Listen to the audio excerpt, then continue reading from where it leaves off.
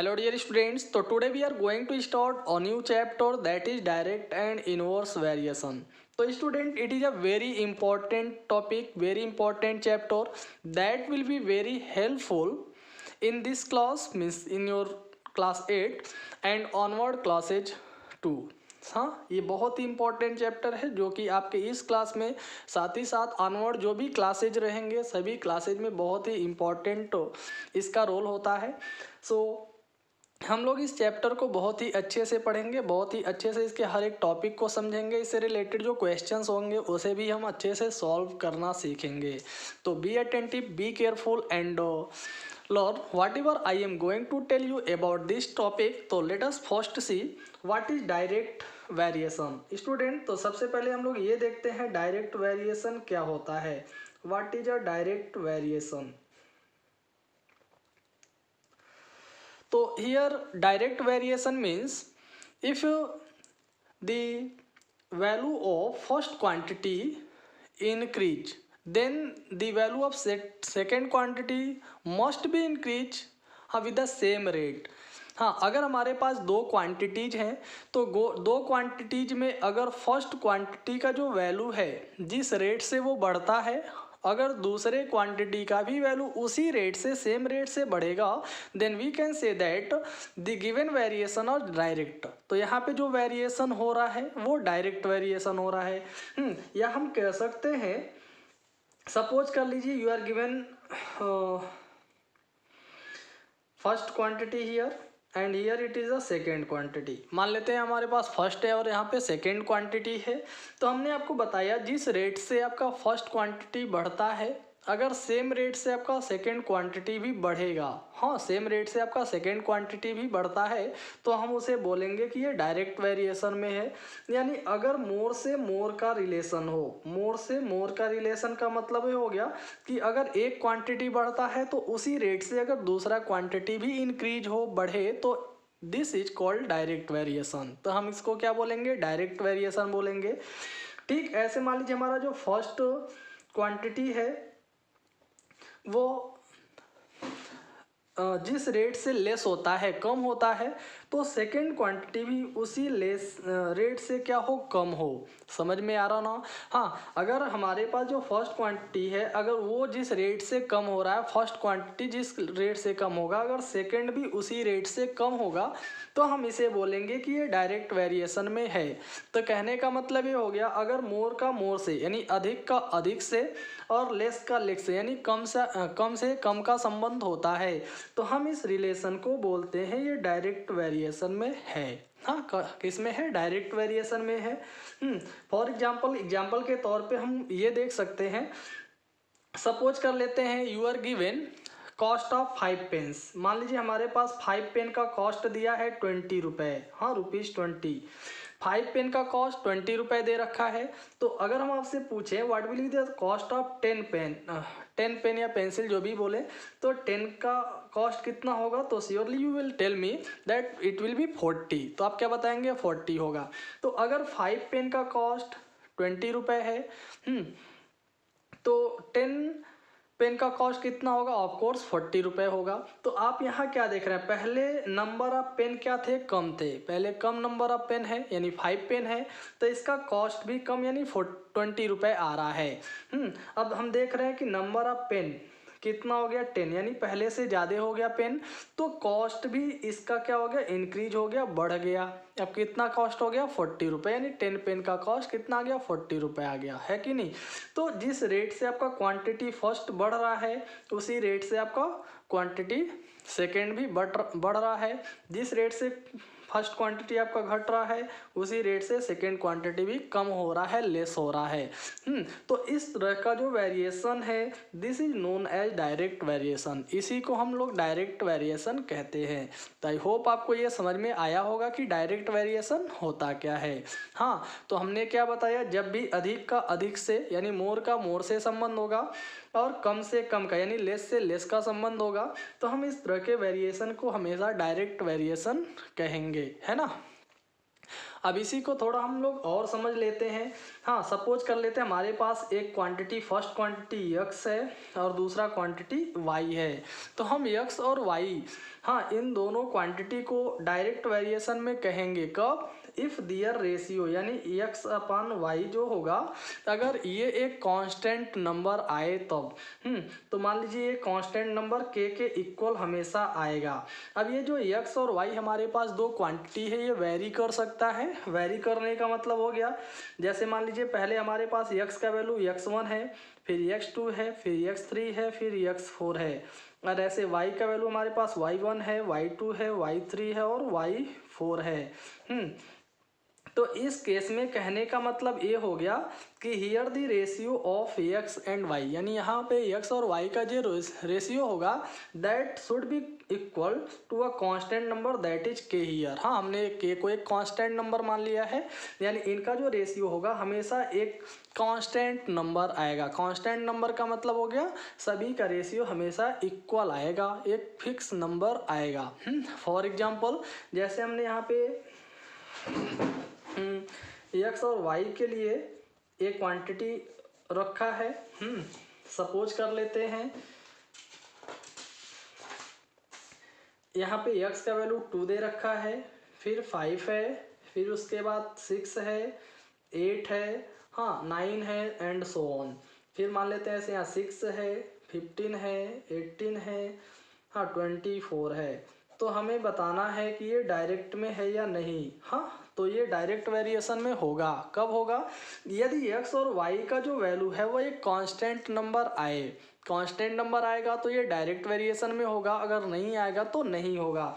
तो यहाँ पे x1 के स्थान पे देख लीजिए, x1 के स्थान पे क्या है, 2 आ रहा है, x2 के स्थान पे 5 है, x3 के स्थान पे 6 है, x4 के स्थान पे 8 आ रहा है। ऐसे y1 6 है, y2 15 है, y3 18 है और y4 24 है। तो यदि हम सभी का वैल्यू चेक करते हैं तो ये यू कैन राइट 2/6 जो हमारा फर्स्ट दिया है, हाँ x और y का वैल्यू। तो अगर हम ये देखें तो ये 2 1 जा 2, 2 3 जा 6, यानी 1/3 के इक्वल आ रहा है। ऐसे हम सेकेंड लेकर चले, वैल्यू जो दिए हैं 5 और 15, तो 5 1 जा 5, 5 3 जा 15, ये भी 1/3 के इक्वल आ रहा है। नेक्स्ट दिया है 6/18, तो 6 1 जा 6, 6 3 जा 18, ये भी 1/3 आ गया। ऐसे नेक्स्ट है 8/24, तो ये 8 1 जा 8, 8 3 जा 24, ये भी 1/3 आ रहा है। तो student, what are you saying here? Here you are saying that 2/6 यानी x रेशियो y, यानी हम कह सकते हैं x अपान वाई का जो वैल्यू हर केस में आ रहा है दैट इज 1/3। वह हमेशा क्या आ रहा है, 1/3 के इक्वल आ रहा है। यानी ये सभी एक कांस्टेंट वैल्यू के का मतलब यहाँ पे क्या, एक कांस्टेंट वैल्यू हमने बताया था, तो 1/3 के इक्वल आ रहा है। यानी हर केस में एक हमें कांस्टेंट यानी सेम नंबर मिल रहा है। तो here we can say that the values of x and y, हाँ, that's are 2 6 5 15 6 18 and 8 24 are directly directly varies, यानी ये डायरेक्टली वेरी कर रहे हैं, यानी ये सभी डायरेक्ट वेरिएशन में है।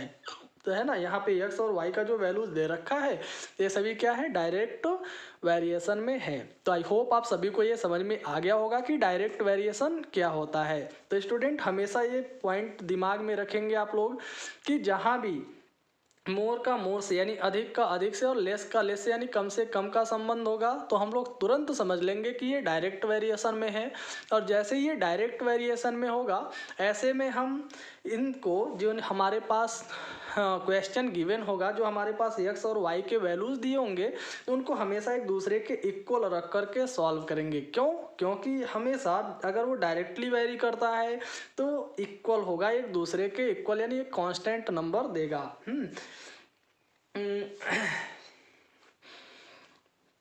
अब जैसे यहाँ पे इसी को हम समझ लेते हैं 2/6 और ये 5/15 है, ये दोनों एक दूसरे के डायरेक्टली वेरिएशन में है। डायरेक्टली वेरिएशन में क्यों है? क्योंकि इसका भी वैल्यू 1/3 आ रहा है, इसका भी वैल्यू 1/3 आ रहा है, यानी हम इन दोनों को एक दूसरे के इक्वल लिख सकते हैं, है ना। तो इस तरह से हम x और y का जो वेरिएशन है, हाँ डायरेक्टली अगर वेरिएशन है तो हम लिख सकते हैं x/y equal to x1/y1 equal to x2/y2 y2 equal to x3 upon y3 इस तरह से लिखा जा सकता है।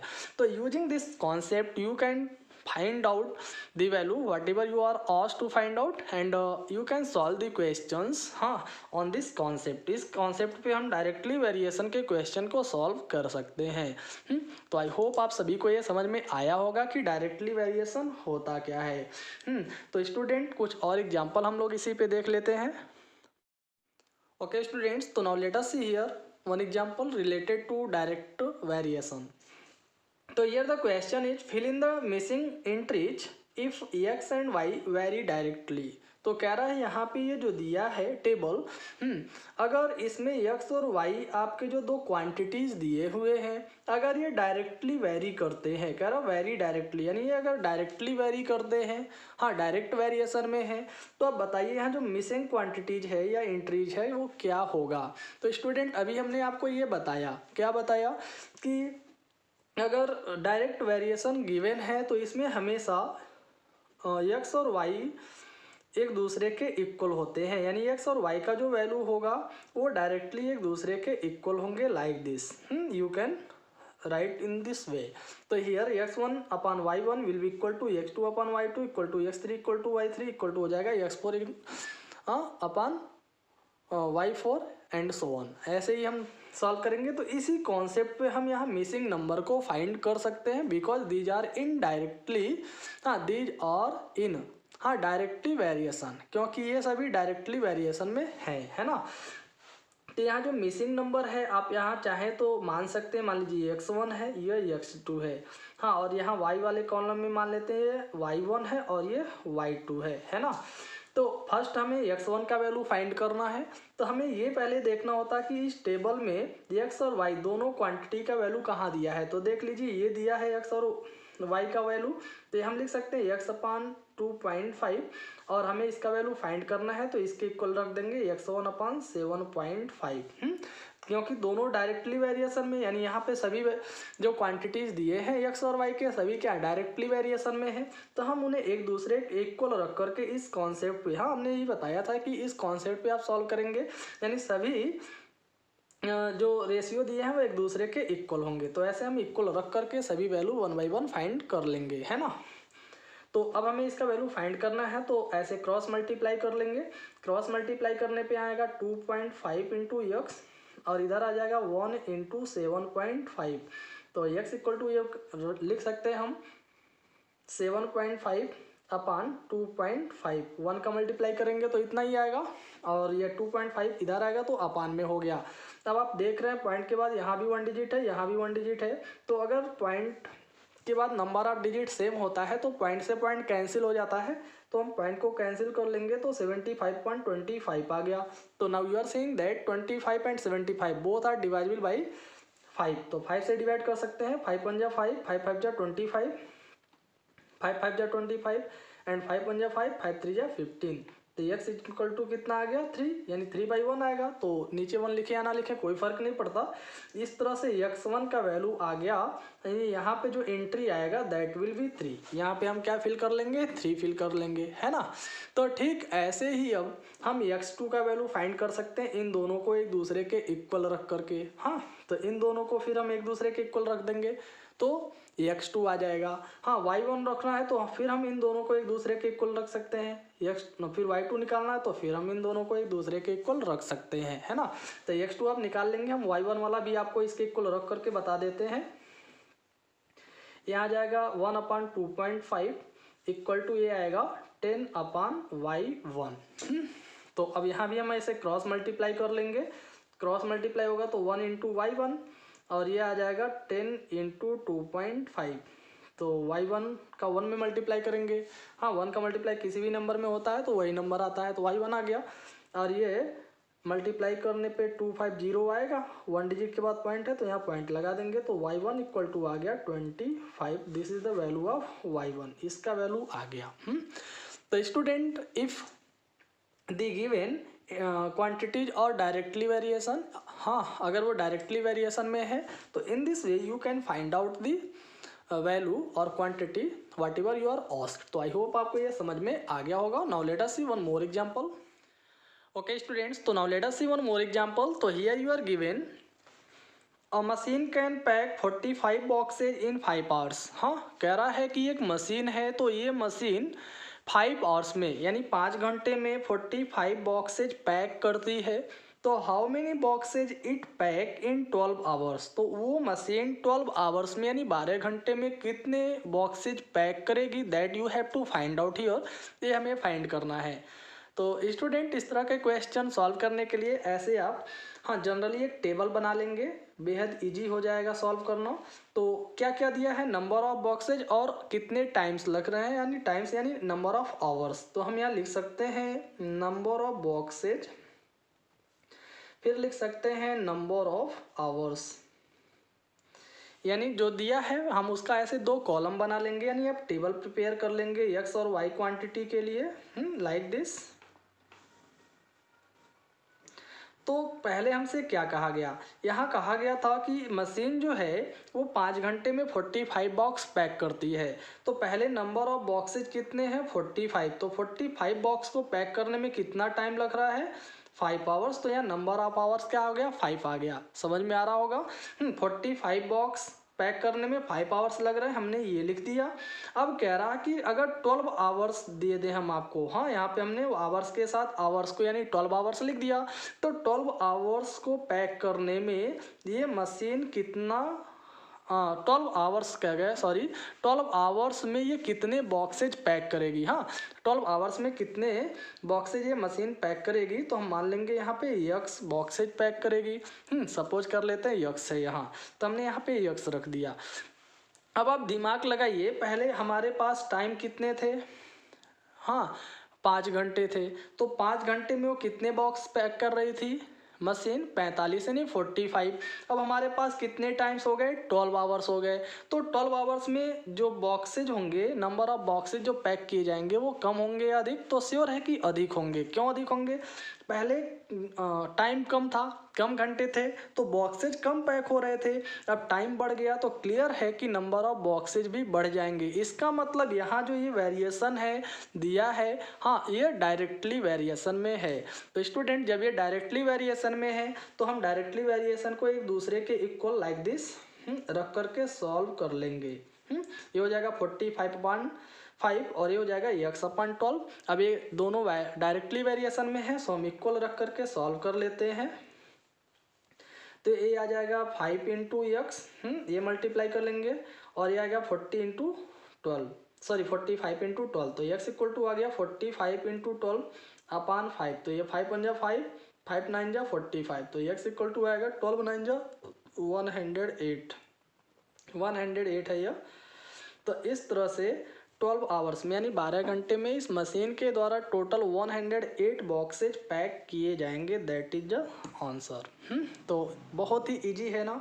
तो इस तरह से आप दिए गए सभी क्वेश्चन को सॉल्व कर सकते हैं डायरेक्ट वेरिएशन. ओके स्टूडेंट्स, तो now let us see one more question. तो here you are given if 7 women और 5 men earn ₹875 in a day. हाँ, क्वेश्चन में क्या कहा गया, यदि 7 औरतें या फिर 5 आदमी, 7 औरतें या फिर 5 आदमी, हाँ दोनों अलग अलग दिया है, या तो 7 वोमेन रहेंगे या फिर 5 मेन रहेंगे. तो ये एक दिन में 875 रुपये अर्न करेंगे. मतलब इनकी एक दिन की जो इनकम होगी वो 875 रुपये होगी. हाँ, तो इफ हाउ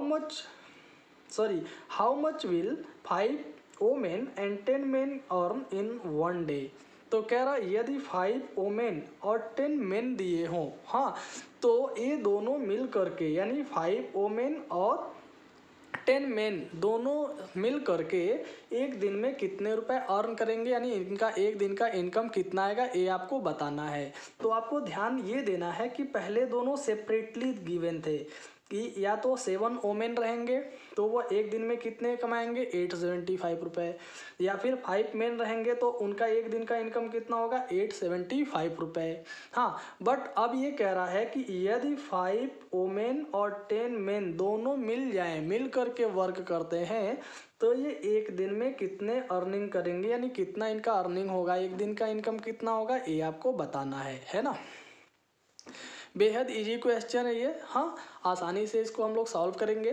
तो पहले दिया है कि 7 वोमेन रहें या 5 मेन रहें, तो वो एक दिन में उनका इनकम कितना आएगा, 875 रुपये। तो कहने का मतलब ये हो गया कि 5 आदमी, हाँ, 7 औरतों के बराबर हैं। इसका मतलब हम यहाँ लिख सकते हैं 5 मेन इक्वल टू 7 वोमेन, यानी 5 मेन का इनकम और 7 वोमेन का इनकम एक दूसरे के इक्वल है। 875 रुपये है, यानी इनका इनकम एक दूसरे के इक्वल है। तो हम लिख सकते हैं कि 5 मेन 7 वोमेन के इक्वल है।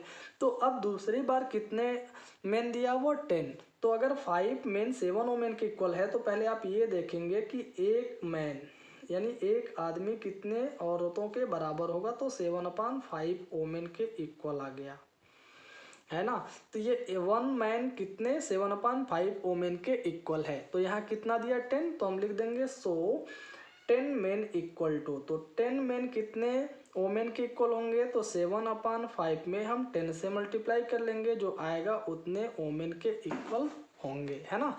तो ये डिवाइड कर लीजिए, 5 1 5, 5 2 10, यानी कितना आ गया 7 2 14, यानी 14 वोमेन के इक्वल आ गए।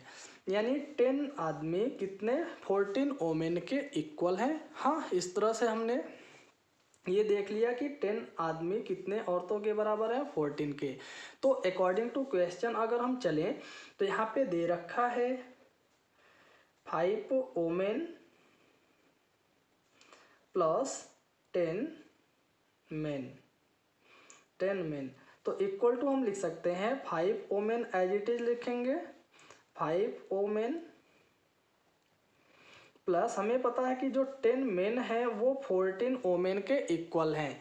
तो हम अगर 10 मेन के स्थान पे 14 वोमेन लिख दें तो कोई प्रॉब्लम नहीं होना चाहिए, क्योंकि दोनों एक दूसरे के इक्वल हैं। हाँ, 10 मेन 14 वोमेन के इक्वल हैं, तो हम 10 मेन के स्थान पे यहाँ लिख देंगे 14 वोमेन। तो इस तरह से 5 वोमेन ये प्लस ये 10 मेन जो 14 वोमेन के बराबर है, ये दोनों को ऐड कर लेंगे तो कितना आया 19, यानी 19 वोमेन के इक्वल आ गए, है ना। यानी अब ये जो साथ मिलकर के वर्क कर रहे हैं 5 वोमेन और 10 मेन, ये दोनों जो साथ मिलकर के काम कर रहे हैं, इन दोनों का, हाँ, इन सभी का जो टोटल वर्क है वो 19 वोमेन के इक्वल है। तो इस तरह से पहले हम इक्वल बना लेंगे। अब इसको सॉल्व करना बेहद इजी है। अब आप यहाँ पे टेबल बना लीजिए ऐसे, यहाँ पे हम टेबल बना लेते हैं साइड में।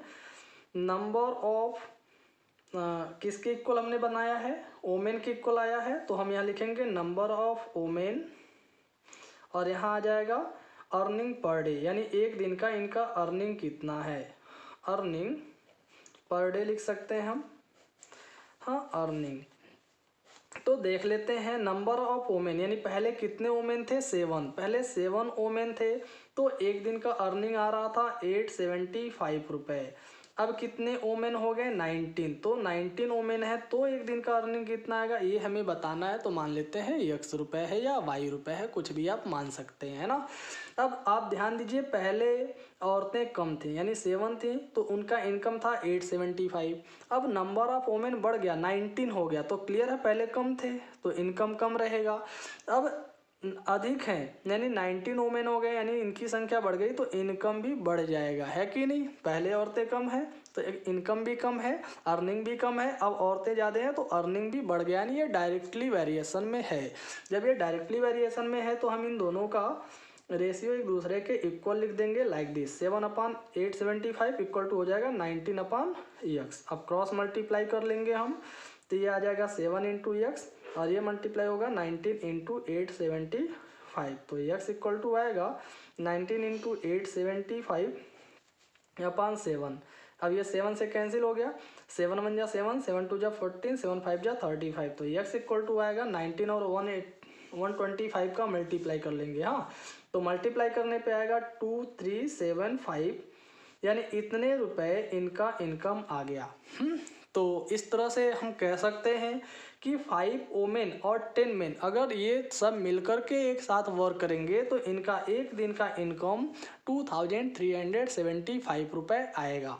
तो स्टूडेंट आई होप आपको ये क्वेश्चन समझ में आया होगा। हाँ, बहुत ही अच्छा क्वेश्चन था। तो पहले आप इस तरह से किसी एक के इक्वल करके आसानी से इस तरह का क्वेश्चन सॉल्व कर सकते हैं जैसा कि हमने आपको बताया। हाँ, अगर आपको ये एक बार में समझ में ना आया हो तो आप वीडियो को बैक करके फिर से देखें, समझें। हाँ, 2 से 3 बार में आपको ज़रूर समझ में आ जाएगा। That's all, thank you.